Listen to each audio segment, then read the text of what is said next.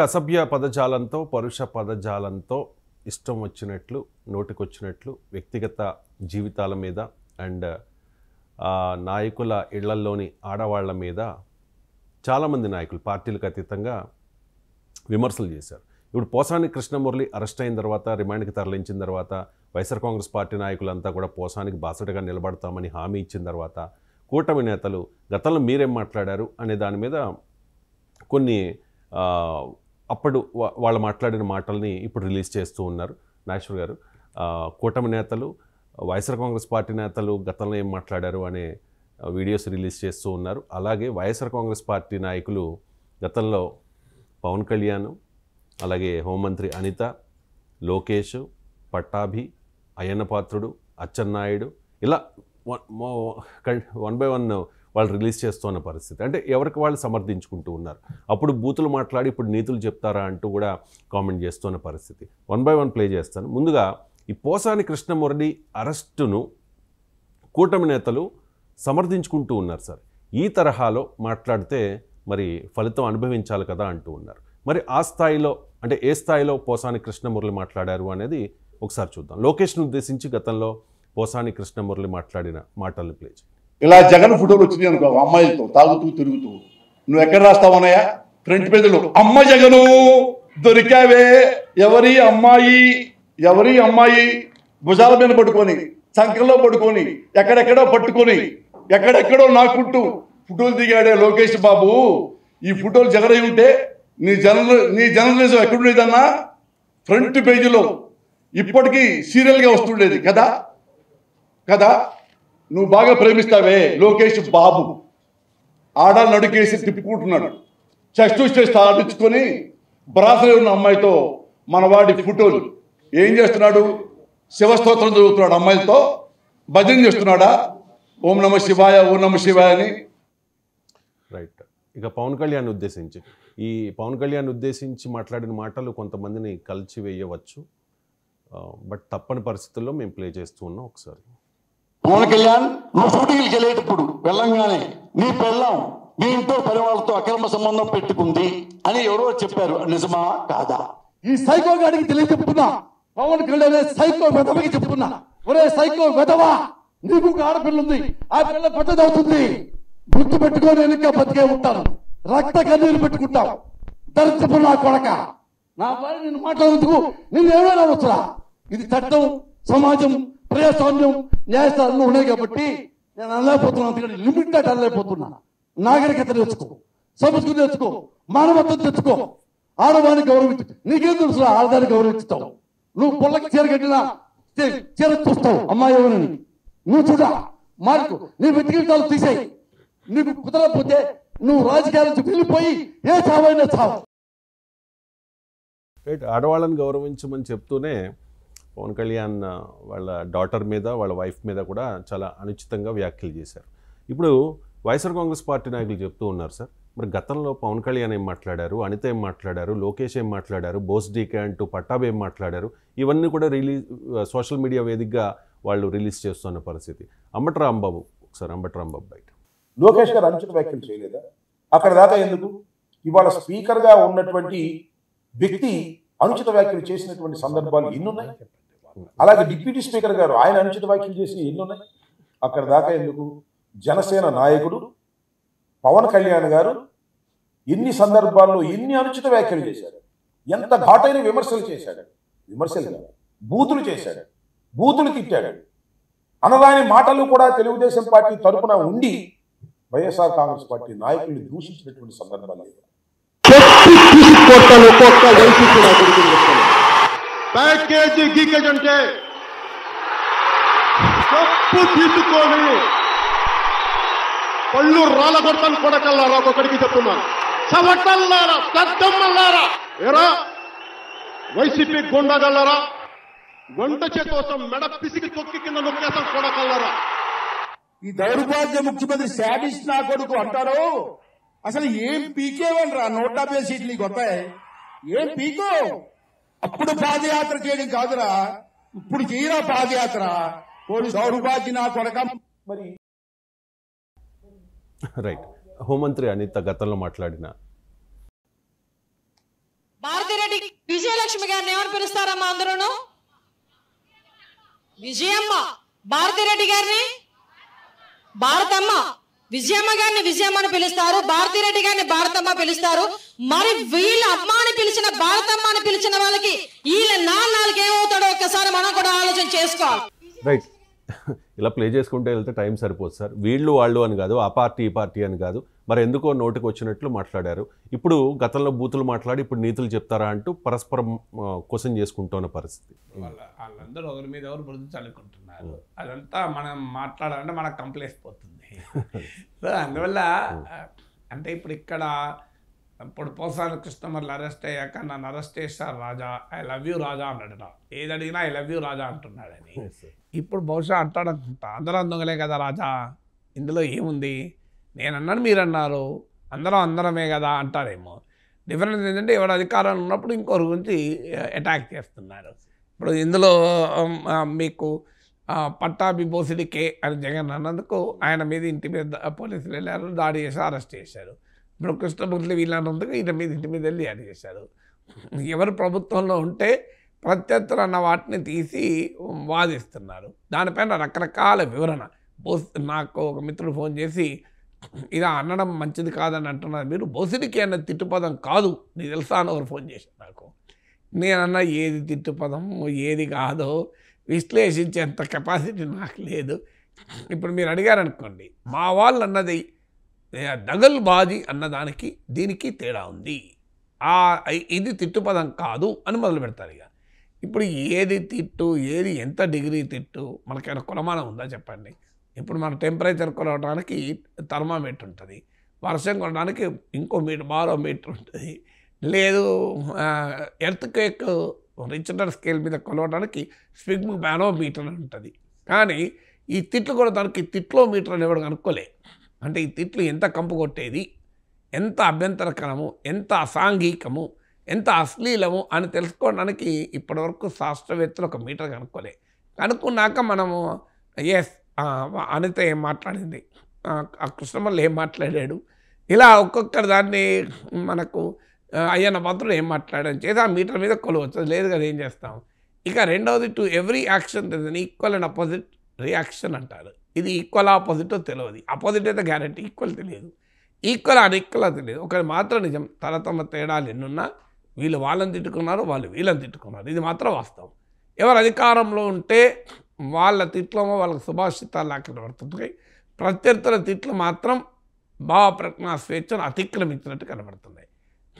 ఇది రాజకీయ పార్టీల మధ్య జరుగుతున్న వ్యవహారం. ఈ రాజకీయ సంస్కృతిని ప్రజలు అసహించుకోవాలి. అన్ఫార్చునేట్లీ ప్రజలు చీలిపోయారు. సో ప్రజలకు కూడా, ప్రజలంటే అందరని నేను అంటలేను, చాలామంది ప్రజలు నాలాంటి వారికి ఎవరు బూతు మాట్లాడినా ఒకే రకంగా అనిపిస్తుంది. కానీ ఆంధ్రప్రదేశ్ దురదృష్టం ఏంటంటే, పవన్ కళ్యాణ్ భాషలో చెప్పాలంటే కులాల వారీగా, రాజకీయ పార్టీల వారీగా, నాయకుల విధేయత వారీగా ఒకరు మాట్లాడిన బూతులోమో సంగీతము, శ్రావ్యమైన గీతము లాగా వినబడుతున్నాయి, ఇంకోరు మాట్లాడిన మాటలోమో తిట్లాగా వినబడుతున్నాయి. ఇది ఆంధ్రప్రదేశ్లో ఉన్న సమస్య. ఒకరి మాటల్లోమో మల్లెపూల వాసన వినబడుతుంది, ఇంకోరు వేరే వాళ్ళ మాటల్లోమో డంప్ సైట్ దగ్గర ఉండే వాసన వస్తుంది. అంటే ఈ ఆశ్చర్యం వేస్తుంది. ఒకే తిట్టు, ఒకే టైప్ ఆఫ్ తిట్టు, ఒకరికోమో అది మల్లెపూల వాసనలాగా వస్తుంది, ఇంకొకరికోమో డంప్ సైటు మ్యాన్హోల్లో ఉండే వాసనలాగా వస్తుంది. మరి మ్యాన్హోల్ దగ్గర కూర్చొని కూడా మల్లెపూల వాసన పీల్చగలిగే సమర్థులు వాళ్ళు, పనికి మాలిన బూతుల్లో కూడా శ్రావ్యమైన సంగీతాన్ని వినగలిగే సమర్థులు వాళ్ళు. ఇది రాజకీయ పార్టీల వ్యవహార సరళి.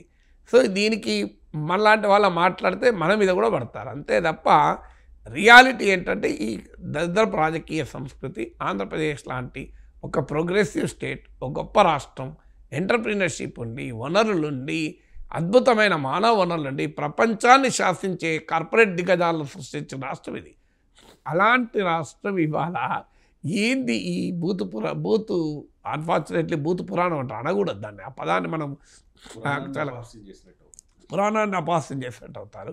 అది ఎందుకు వచ్చిందో ఆ పదం, కానీ కొన్ని పదాలు కూడా తిట్లు పదాలుగా మారిపోతున్నాయి. సో అనకూడదు. ఇలాంటి బూతుల వ్యవహారము ఎట్టి పరిస్థితుల్లో అసాంఘికమే. దీనికి కారణం ఎవరు? ఒకటి నాయకత్వం, నాయకత్వం ఉపేక్షించడం వల్లనే కదా అనేది.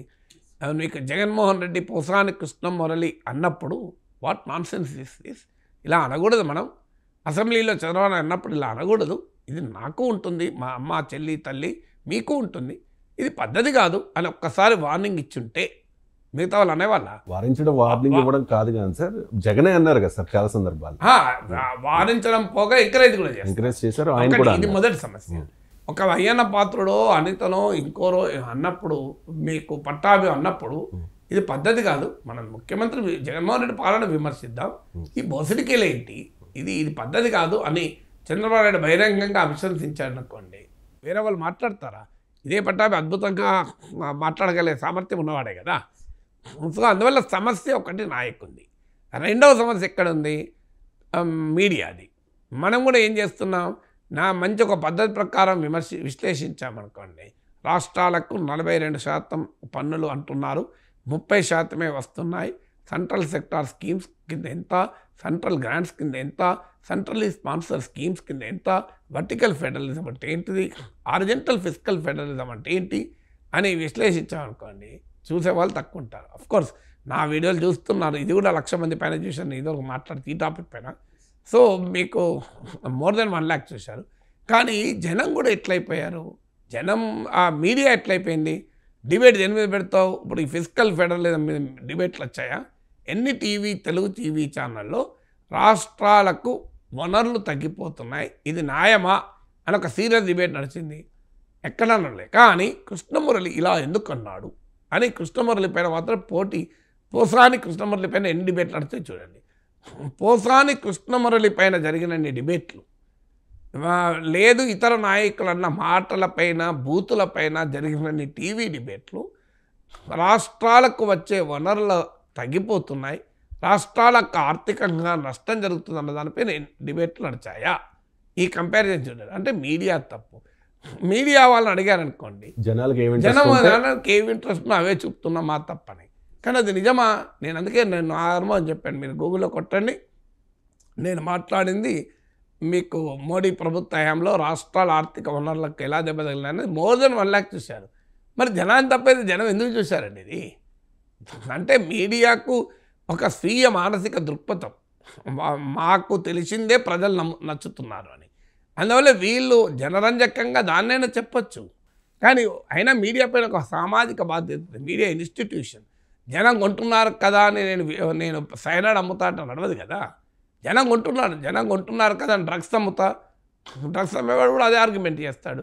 జనం కొంటున్నారు కదండి, డిమాండ్ ఉందండి మాకు డ్రగ్స్ అంటే అని మేము అమ్ముతున్నాం అంటే ఒప్పుకుందామా?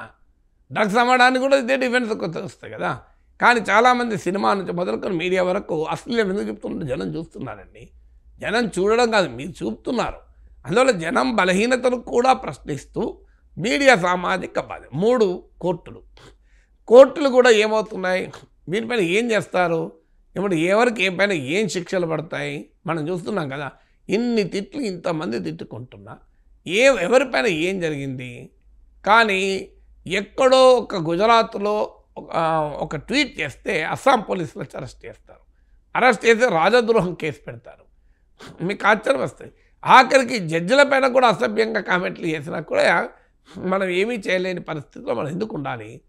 దీనికి పరిష్కారం సమాజం గనక ఏ రాజకీయాలకు అతీతంగా మీరు తప్పును తప్పు, చెడును చెడు, మంచిని మంచి అనే దశలో సమాజం లేదు. సమాజము కులం ఆధారంగా మా కులం వాడు బూతులు తిడితే అది మాకు సంగీతమే, మా వ్యతిరేక కులం వాడు తిడితే మాత్రం మేము బూతులుగా భావిస్తాం. ఇది ఇక్కడ కాదు, అమలాపురం నుంచి మీకు అమెరికా వరకు ఇదే గోల, ఇంకా వేరే గోలే లేదు. మీరు అమెరికాలో ఉన్నవాడికి కూడా మా కులం వాడు తిడితే అది సంగీతమే మాకు, అలాగే వినిపిస్తుంది సార్ అంటాడు.